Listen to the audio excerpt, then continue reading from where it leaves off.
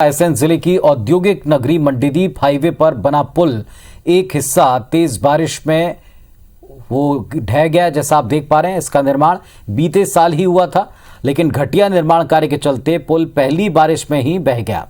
इस पुल का निर्माण केंद्र सरकार की निर्माण agency NHAI national highway authority ने कराया था। मुबारकपुर हाईवे प्रोजेक्ट के तहत बनाए गए करीब 40 करोड़ के इस पुल का निर्माण विवादित कंपनी CDS ने करवाया था। 3 साल पहले इस प्रोजेक्ट के तहत बनाए गए लाल घाटी पुल भी घटिया निर्माण के कारण बारिश में ढह गया था। जांच रिपोर्ट में कंपनी को इसका जिम्मेवार बताया गया था।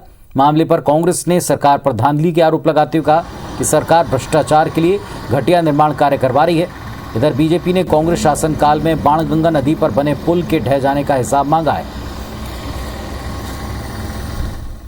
सूत नदी पर बना हुआ पुल ढह गया, बह गया। ये भाजपा सरकार के भ्रष्टाचार तंत्र की कलई खोलता है। इसी तरह के घटिया निर्माण पूरे मध्य प्रदेश में सड़कों और पुलों के किए जा रहे हैं। कमलनाथ जी की सरकार जब सिवनी में बैनगंगा का पुल उन्हीं के शासनकाल में बना और ढह गया था। रही बात इस पुल की, तो निश्चित तौर पर जो पैरामीटर्स हैं, उन पैरामीटर्सों के मामले में जांच होगी, किसी को बख्शा नहीं जाएगा। और शिखिल ब्यार भोपाल से हमारे साथ में जुड़ रहे हैं। शिखिल, ये काफी सीरियस बात है कि एक पुल उसी कंपनी ने बनाया था जिस पर पहले भी कुछ भ्रष्टाचार के अनियमितता के मामले तय थे। अब उसका बनाया एक और स्ट्रक्चर बह गया है, उसका एक हिस्सा बह गया। बताएं इसके बारे में।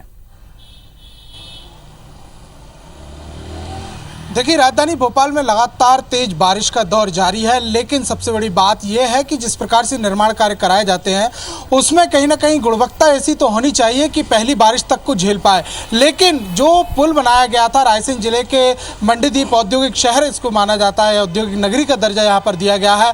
कलियासोत नदी पर बनाया गया पुल था जो पहली बारिश में ही बह गया है। और इतना ही नहीं, इसका एक हिस्सा यहाँ पर गिरा है, लेकिन बाकी हिस्सों की भी हम बातचीत करें तो साफ तौर पर अगर उनको देखा यहाँ पर जाए तो वो इस बात की गवाही देते हैं कि किस प्रकार का घटिया निर्माण कार्य इसमें कराया गया होगा। इतना ही नहीं, बल्कि ये वही कंपनी है जिसने पहले यानी 3 साल पहले इसी प्रोजेक्ट के तहत जो नेशनल हाईवे प्रोजेक्ट था मुबारकपुर तक का, वहां का एक और ब्रिज का निर्माण कराया था। राजधानी भोपाल के लाल घाटी में ये निर्माण कराया गया था और उसकी भी यही दुर्दशा हुई थी कि पहले बारिश यहाँ पर हुई और उसके बाद जो पुल था वो जमींदोज हो गया था। और उसी कंपनी का ये दूसरा पुल है। आरोप कई यहाँ पर लगे हुए थे, पुनीत, कई आरोप लगे, जांच की बात यहाँ पर की गई। राज्य सरकार ने सेंट्रल एजेंसी को पत्र यहाँ पर लिखा और इस बात का दावा किया कि कम से कम ब्लैक लिस्ट तो इस कंपनी को कर ही देना चाहिए।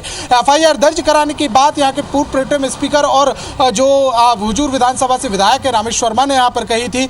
तमाम आरोप यहाँ पर लगे, लेकिन कंपनी के खिलाफत में कोई एक्शन नहीं लिया गया। इतना ही नहीं, बल्कि अगर देखा यहाँ पर जाए तो सिर्फ मध्य प्रदेश ही नहीं बल्कि गुजरात की हम बात करें, महाराष्ट्र की बातचीत की जाए, उत्तर प्रदेश, मेघालय की बातचीत यहाँ पर की जाए तो इन प्रदेशों में भी इस कंपनी के ऊपर जो घटिया निर्माण कार्य है, कई मामले इनके ऊपर दर्ज है, लेकिन उसके बावजूद भी इन्हें ठेका यहाँ पर दिया गया था।